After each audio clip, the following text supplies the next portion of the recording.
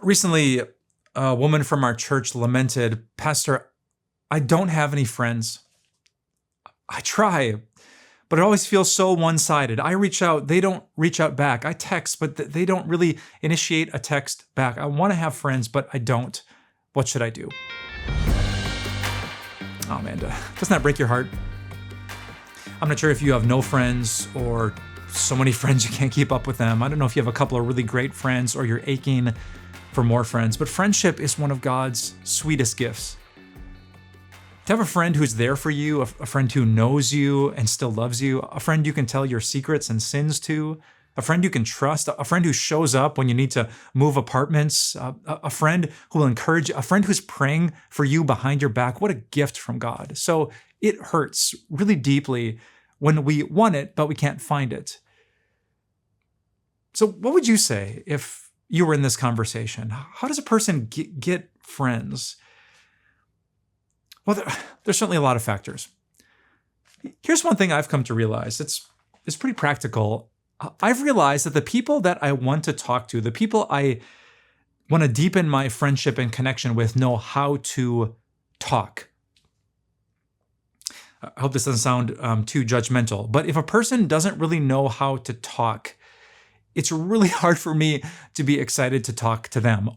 And I'll put this on myself. When I forget the basics of how to talk to another person, I make it harder for that person to want to talk to me. So here's my theory. How do you talk? It's just 4 things: me, you, good, and bad.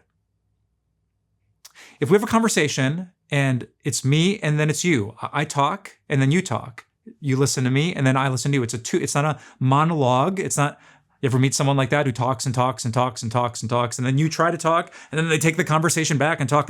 Like, that's exhausting. You don't want to get close to a person who's just going to railroad you with their words. It has to be me, you, and then parts 3 and 4. It has to be good and bad.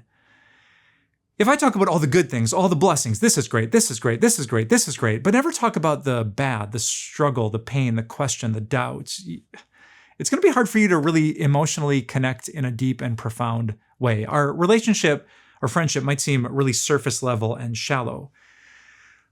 On the other hand, if I'm only talking about my struggles, this went wrong and this is bad, I'm worried about this, if there's no joy, if there's no mutual laughter, if it's all bad and not good, it just feels too heavy. It feels like a constant counseling session and you just can't bear that weight. I've come to realize that in the best friendships, in the best relational connections, we talk about those 4 things: me, you, good, bad. I'm going to talk about the good and the bad.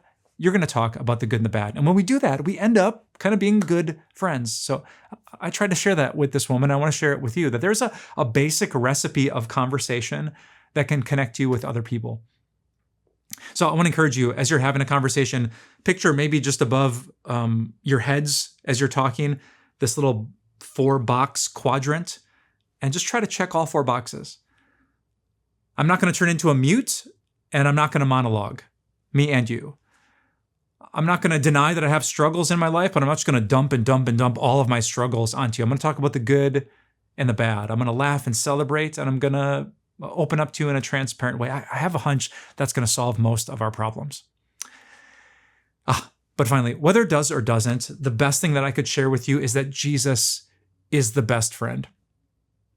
It's amazing. God comes down from heaven 2,000 years ago, Jesus. And in John chapter 15, he says to his human disciples, I have called you friends.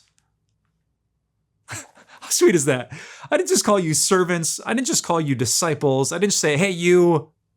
No, I called you my friends. Jesus talked and taught, and then he listened to their questions. Jesus opened up about the blessings of heaven.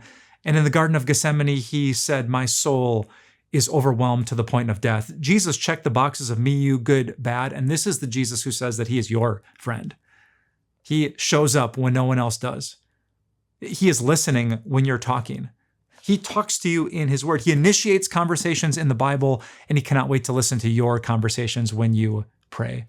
Let this be the rock of your relationship status. I'm a friend of God. Jesus calls me his friend. Let human beings and those friendships be the icing on the cake, but may your soul be satisfied with a simple statement from the most amazing person in the universe. Jesus himself says to you, and he says to me, I have called you friends. Hey, thanks for listening to Taboo Questions with me, Pastor Mike Novotny.